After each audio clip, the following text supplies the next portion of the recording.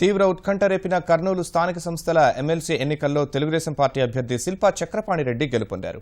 64 ఓట్ల ఆధిక్యంతో వైకాపా అభ్యర్థి గౌరు వెంకటరెడ్డిపై విజయం సాధించారు.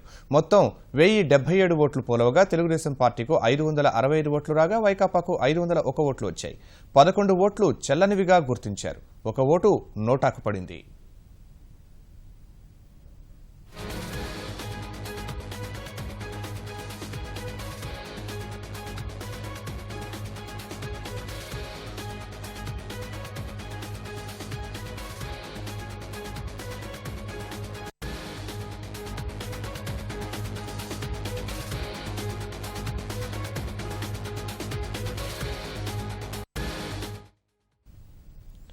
తీవ్ర ఉత్కంఠ రేపిన కర్నూలు స్థానిక సంస్థల ఎమ్మెల్సీ ఎన్నికల్లో తెలుగుదేశం పార్టీ అభ్యర్థి శిల్పా చక్రపాణిరెడ్డి గెలుపొందారు.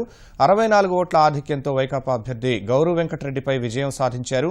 మొత్తం 1077 ఓట్లు పోలవగా తెలుగుదేశం పార్టీకు 565 ఓట్లు రాగా వైకాపాకు 501 ఓట్లు వచ్చాయి.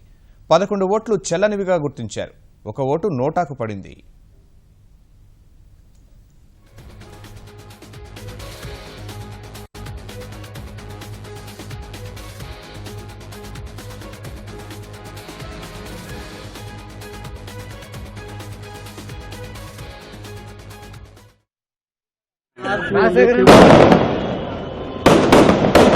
ఆడియో రికార్డ్ చేసుకోవాల్సింది.